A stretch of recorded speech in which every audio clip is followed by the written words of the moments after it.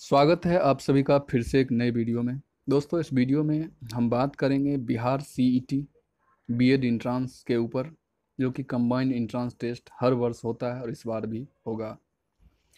तो इसमें जो आने वाले रीजनिंग के क्वेश्चंस हैं उसको लेकर हम लोग आए हैं, और लगभग इसमें 15-16 ऐसे रीजनिंग के क्वेश्चन को हम डिफाइन करेंगे। फिर अगले वीडियो में हम इसका अगला पार्ट लेके आएंगे। तो वीडियो में आप बने रहिए लास्ट तक, और एक एक क्वेश्चन को हम डिफाइन करके बताएंगे, और इसी पैटर्न पर आपका अगला जो आगामी जो सीईटी होगा उसमें भी यही पैटर्न अपनाया जाएगा और इसी पैटर्न पर क्वेश्चन आएंगे। तो आप एक एक क्वेश्चन को अच्छे से देखिए और समझिए कि कैसे क्वेश्चन को बनाया जाता है, और उसके बाद वीडियो को जो है आप लाइक कर दीजिएगा, और चैनल पर पहली बार आए हैं तो चैनल को सब्सक्राइब कर लीजिएगा। तो चलिए, सबसे पहले क्वेश्चन हमारे स्क्रीन पे आपको दिख रहा होगा, और ये पहला क्वेश्चन है जो कि आपको इधर जो दिख रहा है वो इंग्लिश में लिखा हुआ और इधर हिंदी में लिखा हुआ है। तो आप समझ लीजिएगा, हम हिंदी के क्वेश्चन को पढ़ते हैं।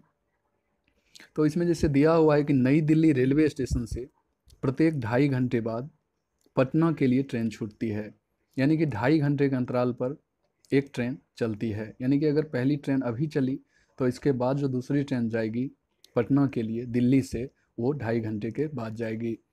नई दिल्ली स्टेशन पर एक उद्घोषणा यानी कि अनाउंसमेंट होता है कि पटना के लिए 40 मिनट पूर्व एक ट्रेन छूटी थी।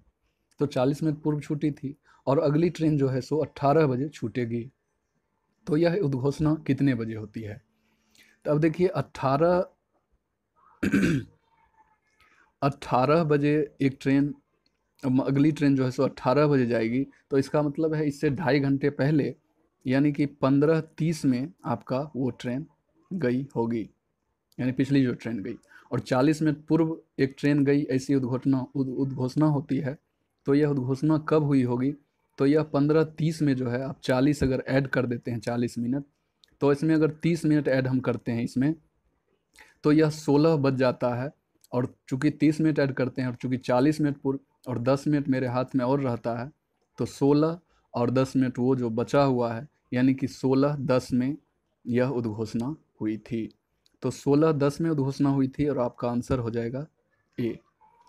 अब आते हैं हम नेक्स्ट क्वेश्चन पर। तो नेक्स्ट क्वेश्चन है, 60 विद्यार्थियों की एक कक्षा में लड़कों की संख्या लड़कियों से दुगुनी है। 60 विद्यार्थियों में अगर मान लीजिए लड़कियों की संख्या अगर x है, तो लड़कों की संख्या आपको 2x हो जाएगा। तो यानी कि टोटल जो स्टूडेंट हो जाएगा 3x हो जाएगा, और 3x बराबर आपको 60 दिया हुआ है। 3x बराबर 60 दिया हुआ है, जब 3 से इसको डिवाइड करेंगे तो ये 20 हो जाएगा। यानी आपको पता चल गया कि गर्ल जो हैं 20 हैं, और गर्ल 20 हैं, और बॉय जो हैं 40 हैं। ठीक है। अब कहता है कि रीना का क्रमांक प्रारंभ से 17वां है, यानी कि 17वां रीना है। रीना 17वां है, तो इससे ऊपर जो है सो 16 स्टूडेंट होंगे, और इसके नीचे यानी कि 16 और 17 को ऐड आप कीजिएगा तो हो जाता है 33, यानी कि 27 स्टूडेंट इसके नीचे होगा। यदि उनके आगे 9 लड़के हैं, अब 16 में 9 लड़के हैं, तो यानी कि 7 लड़कियां होंगी, 7।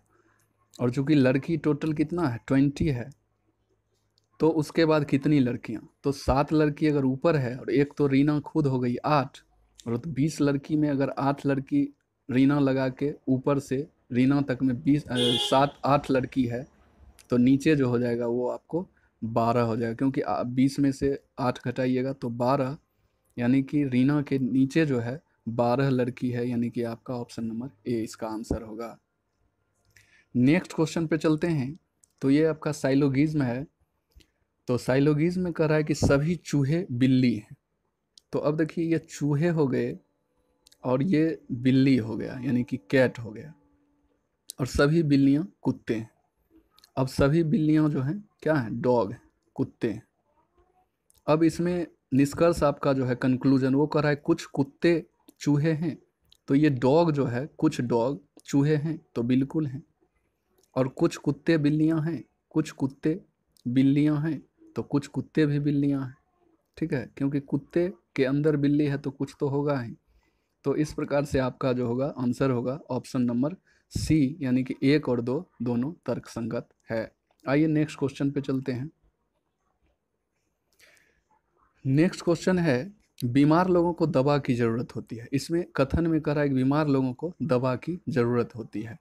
अब इसका निष्कर्ष आप कह रहा है कि स्वस्थ लोगों को दवा की ज़रूरत नहीं होती है। तो स्वस्थ लोगों को, यहाँ बीमार लोगों को दवा की ज़रूरत स्पष्ट कर रहा है, तो स्वस्थ लोगों को स्वाभाविक है कि दवा की ज़रूरत नहीं होगी। और लोग अपने घर में दवा रखते हैं, लोग अपने घर में दवा रखते हैं। अब ऐसी तो चर्चा कथन में की नहीं गई है कि लोग घर में दवा रखते हैं, तो 1 आपका सही होगा और 2 जो है ये गलत हो जाएगा। यानी कि आपका जो आंसर हो जाएगा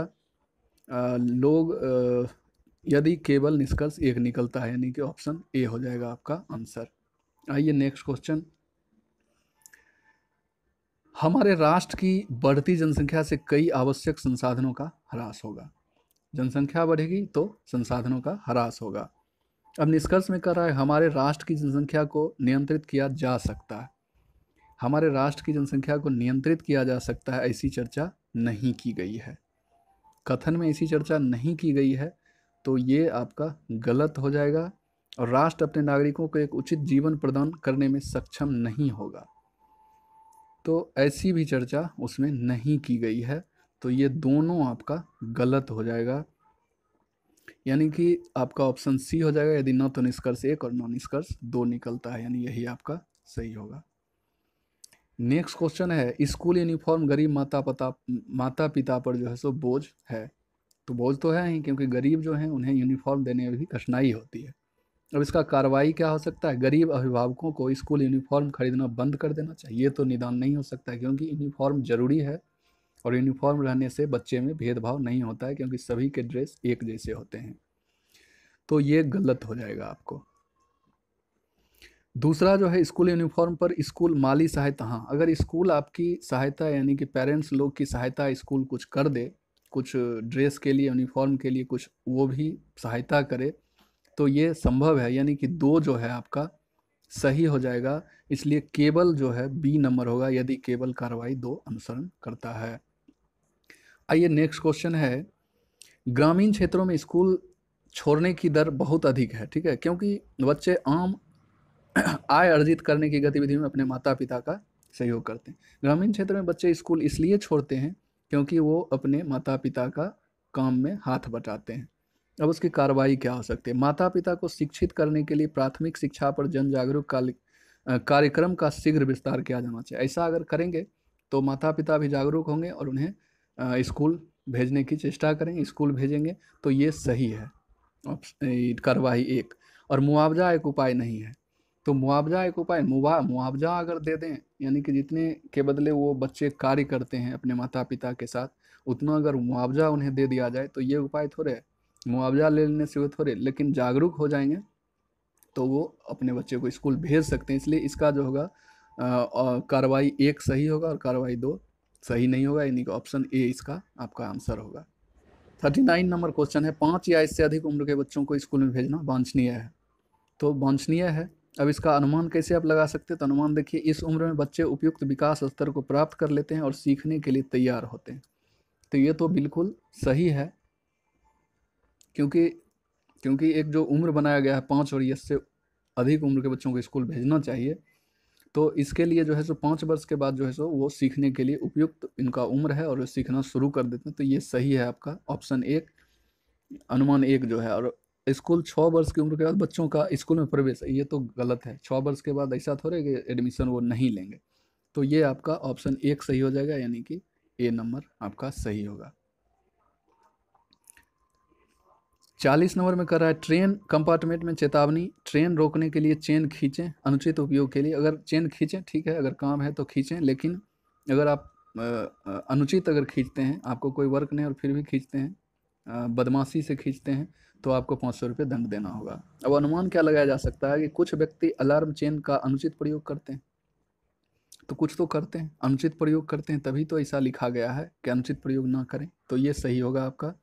और कुछ विशेष अवसरों पर व्यक्ति चलती ट्रेन को रोकना चाहते हैं, तो कुछ ऐसा भी काम होता है जो वो रोकना चाहते हैं। तो मेरे हिसाब से इसका भी आपको हो जाएगा ऑप्शन डी हो जाएगा, 1 और 2 दोनों अंतर्निहित हैं। तो ये 10 क्वेश्चन थे रीजनिंग के, और आपको ये वीडियो कैसा लगा तो आप बताइएगा, और इसका नेक्स्ट पार्ट जो है हम अगले वीडियो में लेकर आएंगे। तब तक के लिए धन्यवाद।